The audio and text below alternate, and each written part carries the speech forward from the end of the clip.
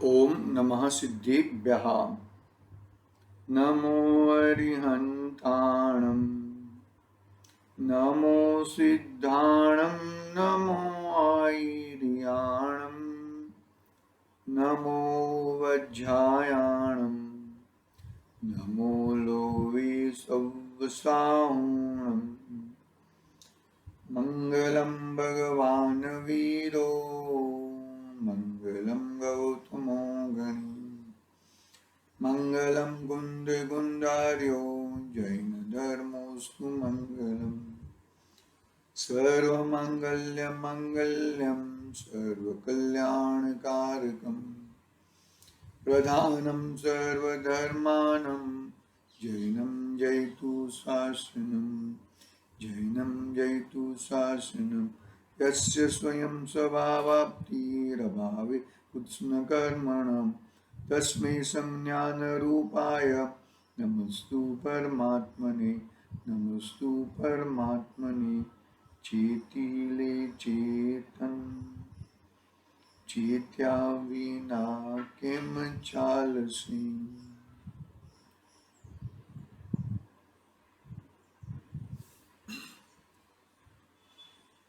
समर्थाचार्य देव पूज्यपाद स्वामी का एक महान ग्रंथ इष्टोपदेश विराजमान है। हम लोग इष्टोपदेश की 34 नंबर की गाथा पे बात कर रहे हैं। अपना स्वाध्याय 34 नंबर की गाथा पे चल रहा है। गुरु कौन है उसकी बात चल रही है। स्वयं स्वयं का गुरु है, वो बात अपनी चल रही थी। क्योंकि और किसी के साथ आडंबर करने से, और किसी के साथ आगे पीछे करने से राग द्वेष होता है, और राग द्वेष का फल तो संसार है। एकत्व बात कही थी पहले भी। स्वयं स्वयं का गुरु है, यानी कि स्वयं खुद का गुरु है। उसका मतलब वो स्वयं ही अपने आप को जान सकता है, स्वयं स्वयं को जान सकता है, स्वयं स्वयं का कार्य कर सकता है। मेरा कार्य दूसरा कोई कर ले, मेरा कार्य और कोई कर ले, ऐसी व्यवस्था नहीं है। क्यों नहीं है व्यवस्था? क्योंकि एक द्रव्य दूसरा द्रव्य का कुछ कर सकता नहीं है। यदि एक द्रव्य दूसरा द्रव्य का कर सकते हो तो तीर्थंकर महाराज, तीर्थंकर भगवान जब अर्यन परमात्मा होते हैं, बराबर है, और दिव्य उपदेश उनका खिरता है, ओम ध्वनि खिरती है, तो वो ऐसा उपदेश देते हैं कि सभी लोग उसको पाकर मोक्ष जा सके। ऐसी भावना भी हो सकती है, जो कि ऐसी कल्पना, विकल्प तो आते नहीं है, विकल्प रहित रहते हैं, लेकिन फिर भी क्या है, निरक्षरी भाषा है, ओम ध्वनि निकलती है, लेकिन ऐसे भावना रहती है कि मैं सभी जीवों को मोक्ष में ले जाऊं। क्योंकि कोई पॉसिबिलिटी नहीं है, कोई एक द्रव्य दूसरा द्रव्य का कार्य कर सकता नहीं है। ये बहुत इंपॉर्टेंट बात है। वो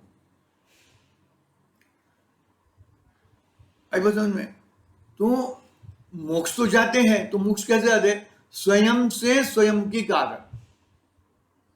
अभी तक हम मोक्ष नहीं गए हैं, स्वयं के स्वयं को नहीं पहचाना, स्वयं ने स्वयं को नहीं पहचाना, स्वयं ने स्वयं में नहीं किया, इसलिए हमने अभी तक मोक्ष नहीं हुआ हमारा।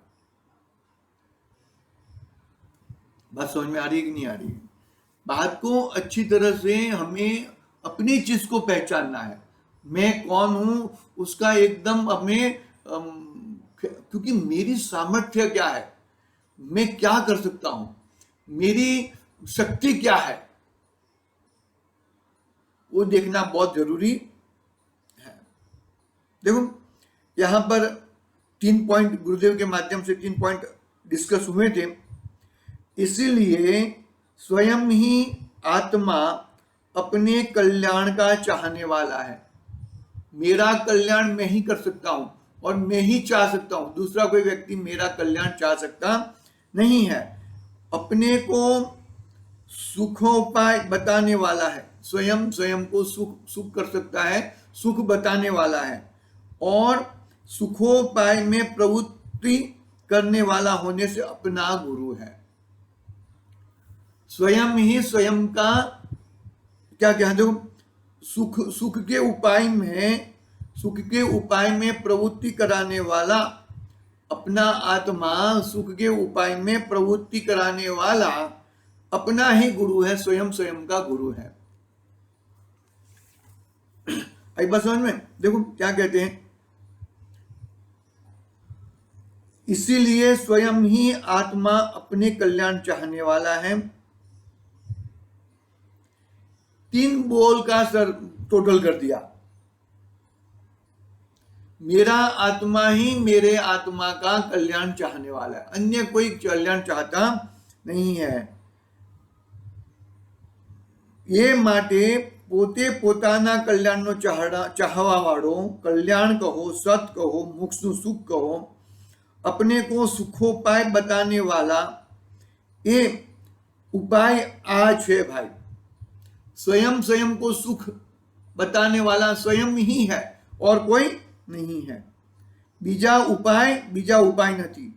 ए मोक्ष ने सुख माटे सम्यक दर्शन ज्ञान चारित्र उपाय छे, बीजा उपाय नहीं। लाख बीजी बात कर, ए उपाय नहीं।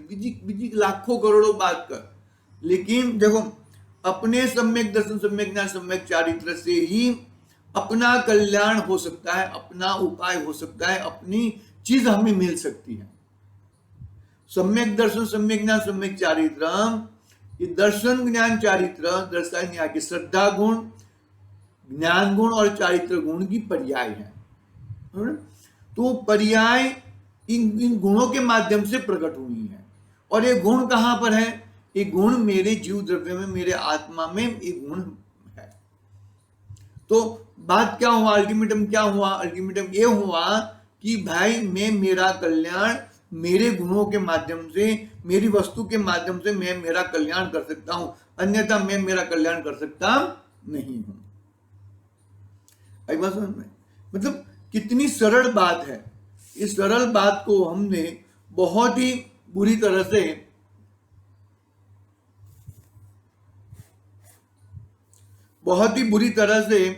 हम वो संविधान में उदाहरण ना कि चारों बाजू से घिरा हुआ वाहन कैसे निकलता है।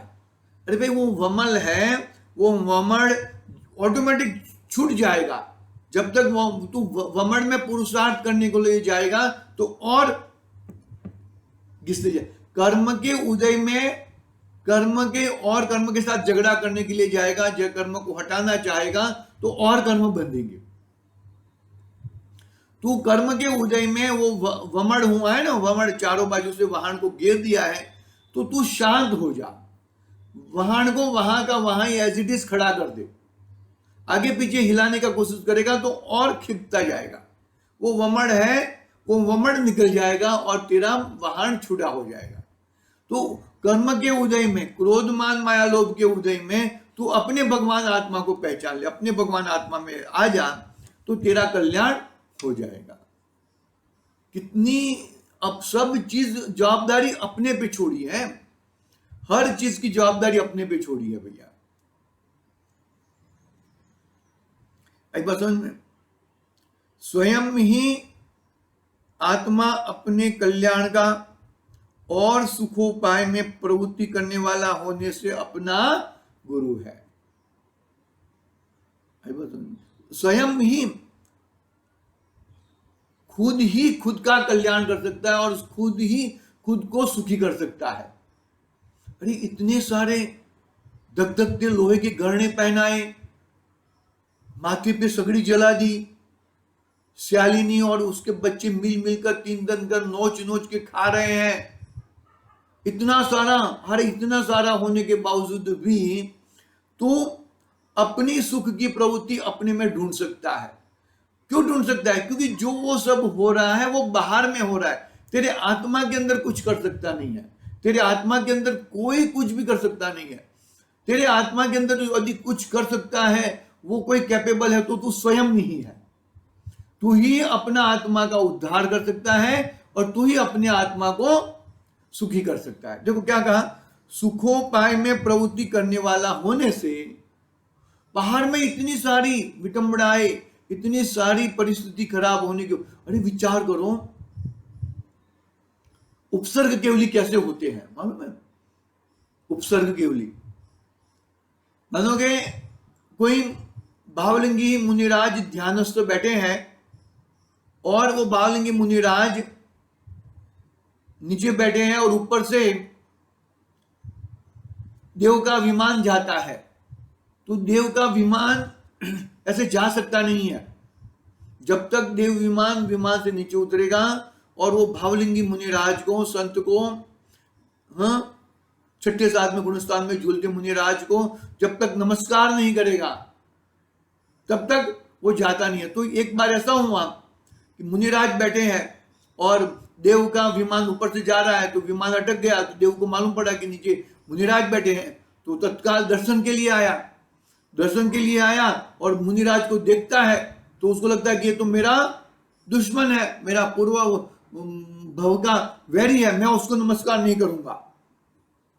तो क्या करता है, वो मुनिराज को उठा लेता है, वहां से उठा लेके बहुत ऊंचे तक चला जाता है, बहुत ऊंचाई तक, और वहां से मुनिराज को फेंक देता है दरिया के अंदर। वो मुनिराज, देखो उपसर्ग केवली की बात चल रही है अपनी, वहां से यहां नीचे तक आते आते उन्हें केवल ज्ञान की प्राप्ति हो जाती है। सोचो कैसे होता होगा, कैसे होता होगा केवल ज्ञान। अरे वहां से नीचे से ऊपर नीचे आए तब तक सिद्धोपयोग में जाके स्वयं का आश्रय ले लेता है, स्वयं में प्रवृत्त हो जाए, मेरे को कौन उठा के लेके गया है, मेरा क्या करेगा, मेरा क्या हो जाएगा, मेरे को फेंक दिया है, मैं मर जाऊंगा। अरे तू मरने वाला नहीं है, तू केवल ज्ञान प्राप्त करने वाला, ऐसी ताकत वाला तू है। बात समझ में आ रही है कि नहीं आ रही है?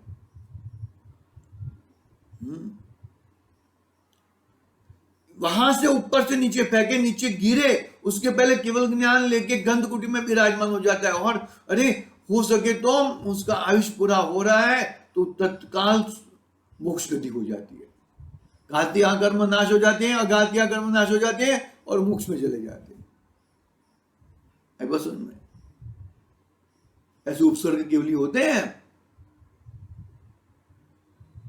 अरे किधर भी फेंक देते हैं, अनार्य प्रदेश में फेंक देंगे, और किधर फेंक देंगे कोई, क्योंकि क्या होता है, कौन से कर्म कौन से कब उदय में आएंगे, तूने जो बांधे हैं वो कर्म उदय में आने वाले ही है, और जो कर्म उदय में आएंगे, कौन से कर्म कब उदय में आएंगे वो तेरे को अंदाज नहीं है। और वो अंदाज करके क्या करना है, कर्म के उदय तो बाहर ही है, अंदर में हो ही नहीं सकते। अंदर में यदि कोई उपसर्ग कर रहा है तो तू स्वयं करेगा और कोई कर सकता नहीं है। देखो बात को पहले से स्टार्टिंग से हमने क्या माना कि यदि शरीर अपना माना है तो कोई उपसर्ग करेगा तो शरीर का उपसर्ग को अपना उपसर्ग मान लेगा, लेकिन शुरू में ही जिसने अपने भगवान आत्मा को और शरीर को दोनों जुदा जुदा भाषा है, जुदा जुदा भिन्न भिन्न भाषा है, तो उसको कोई प्रॉब्लम ही नहीं है भैया, उसको किसी भी चीज का कोई प्रॉब्लम ही नहीं होता है। क्यों नहीं होता है? अरे भाई प्रॉब्लम कब होएगा कि जब वो शरीर के साथ एकता बुद्धि करेगा, शरीर के साथ अपनापन करेगा, शरीर में यदि अपनापन करे तो ही उसको प्रॉब्लम होएगा, बाकी अन्यथा प्रॉब्लम नहीं होने वाला है उसको। बस क्यों पांडवों को शरीर दगदगते गहने पहना से जल नहीं रहा होगा, गज कुमार मुनिराज को सगड़ी जलाई तो उनको प्रॉब्लम नहीं होता होगा। प्रॉब्लम किसको होएगा? जिसने शरीर को अपना माना है वही प्रॉब्लम लेके बैठ जाता है, जिसने शरीर को अपना नहीं माना है वो प्रॉब्लम क्या लेगा, उसको कोई प्रॉब्लम ही नहीं है। अरे भाई आ, और भी आ जा, और भी आ जा, जितने भी कर्म आना है एक साथ में आ जा, मुझे कुछ प्रॉब्लम नहीं है। में देखते हैं हम आगे, भावार्थ पढ़ने का है अपने को, 34 नंबर की गाथा का भावार्थ पढ़ना है। देखो क्या कहते हैं,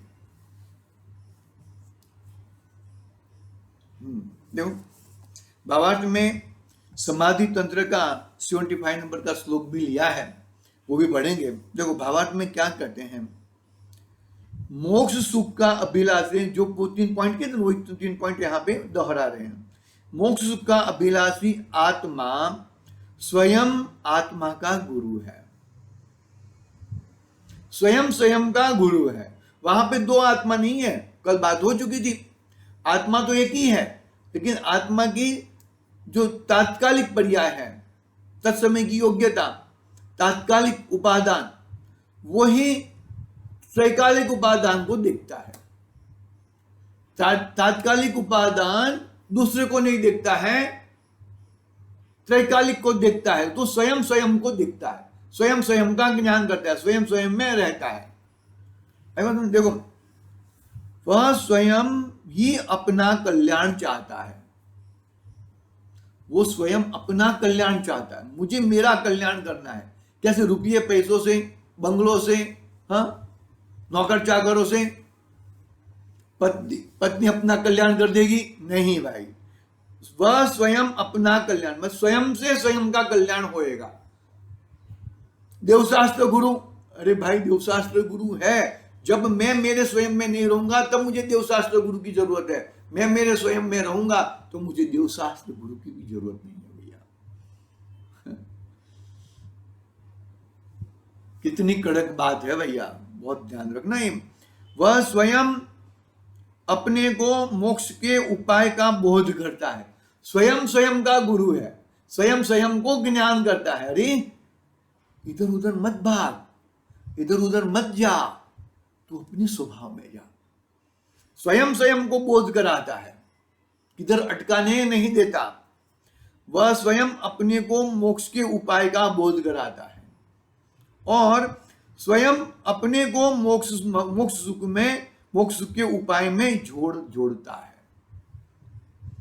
वह स्वयं स्वयं को मोक्ष सुख के उपाय में जोड़ देता है।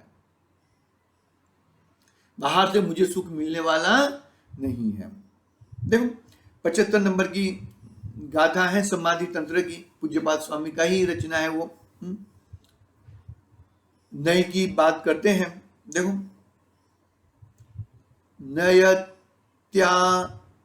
नयत्यान्मा न मात्मेव जन्म निर्वाणमेव वा गुरुरात्मा मात्मनस्त स्मान्यो अस्ति परमार्थतः। जरा बरोबर बैठता नहीं है, थोड़ा संधि ज्यादा है, उसके लिए पढ़ने को थोड़ा मैं उसका अर्थ पढ़ता हूं। आत्मा ही आत्मा को जन्म मरण रूप संसार में परिभ्रमण कराता है। क्या कहा? अपना आत्मा ही अपने को, देखो जबरदस्त बात कही है। 75 नंबर की गाथा याद कर लेना। आत्मा ही आत्मा को जन्म मरण रूप संसार में परिभ्रमण कराता है। तात्कालिक जो उपादान है वो तात्कालिक उपादान तो अपना है, लेकिन वो अपने को नहीं देखता है और दूसरे को देखता है, उसमें इष्ट अनिष्ट बुद्धि करता है, राग द्वेष करता है। तो क्या कहा? मेरा आत्मा ही मुझे जन्म मरण में परिभ्रमण कराता है। स्वयं का आत्मा ही स्वयं को ही परिभ्रमण कराता है और आत्मा ही आत्मा को निर्वाण के प्रति ले जाता है। यदि वो तात्कालिक उपादान है, वो त्रैकालिक उपादान को देख लें तो क्रमशः आगे जाके उसको निर्वाण की प्राप्ति हो जाती है। इसलिए निश्चय से आत्मा ही आत्मा का गुरु है, अन्य कोई गुरु नहीं है। कितने कोटेशन के साथ, कितनी जबरदस्त बात, आत्मा ही आत्मा का गुरु है और कोई गुरु नहीं है। स्वयं आत्मा ही आत्मा का गुरु हो सकता है और कोई गुरु नहीं होता। इसका कारण क्या है भैया? अपने को क्या समझना है उसके बारे में कि तू इधर उधर फाफे मत मार, तू इधर उधर डोकिया मत कर, तू अपने स्वभाव के अंदर डोकिया कर। हाँ, वही तेरा कल्याण का मार्ग है। तूने उधर उधर डोकिया किया तो पुण्य होएगा, पाप होएगा, पुण्य से स्वर्ग गति मिलेगी, पाप से तिर्यच और नरगति मिलेगी भैया। लेकिन अगति रूप तू नहीं होएगा भैया। अगति रूप तुझे होना है तो नियम से तुझे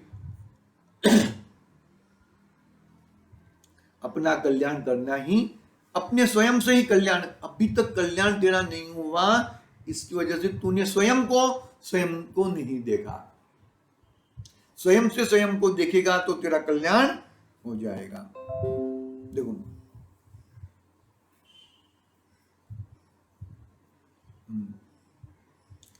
यहां आक्षेप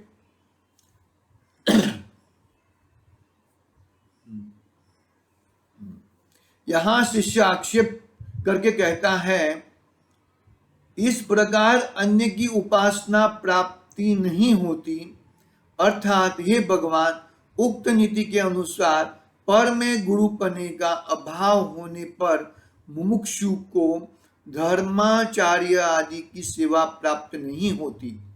मुमुक्षु धर्माचार्य आदि की सेवा करने योग्य नहीं रहते, ऐसा अभाव है। परंतु ऐसा नहीं है, क्योंकि ऐसा कहने में अप्रसिद्ध सिद्धांत का प्रसंग आता है। ऐसा कहने वाले शिष्य के प्रति उत्तर देते हुए आचार्य कहते हैं, 35 नंबर की गाथा की उत्थानिका पढ़ी हमने। 35 नंबर की गाथा में क्या कहा, आज अपना शिष्य ने क्या बताया कि मैं धर्माचार्य की सेवा कैसे करूंगा, मेरे गुरुओं की मैं सेवा कैसे करूंगा। देखो, वापस पढ़ता हूं मैं उत्थानिका, एक एक लाइन पढ़ के हम उसका थोड़ा विवेचन करेंगे और गाथा प्रारंभ करेंगे यदि समय रहता है तो।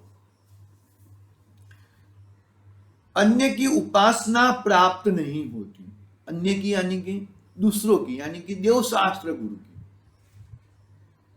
क्या कहा? देव शास्त्र गुरु की उपासना प्राप्त नहीं होती। आपने इतना बोल दिया कि स्वयं का गुरु है, स्वयं का ही कार्य करता है, आत्मा ही आत्मा का गुरु है, तो फिर बाकी सबके गुरु की नहीं होने से मुझे उपासना प्राप्त नहीं होती। अर्थात हे भगवान, उक्त नीति उक्त यानी कि ऊपर जो बताया स्वयं का गुरु है, वो नीति के अनुसार पर में गुरुपने का, यानी कि पर में गुरुपने का यानी कि क्या कहा इसमें, देखो नीचे लिखा है फुटनोट में, इडर सरस्वती भंडार की हस्तलिखित प्रति में परस्पर गुरुत्वे निश्चिते के बदले गुरुत्वे निरस्ते शब्द है और वे योग्य लगते हैं, इसलिए यहां उस अनुसार अर्थ किया है। देखो, परस्पर गुरुत्वे निश्चिते, परस्पर आचार्य पद नहीं करना है, स्वयं का ही आचार्य बनना है। गुरु के बदले परस्पर गुरुत्वे निश्चिते, मैंने चौथी गाथा में कहा ना, वो तो अरे लेकिन फिर भी बातें करते रहेगा और अंदर नहीं जाएगा, स्वयं अपने आत्मा को नहीं पहचाना, अपने आत्मा में नहीं जाएगा, तब तक उसका गुरु कौन है, स्वयं गुरु है, वो उसको प्रतिभाषित नहीं होएगा। देखो क्या कहता है,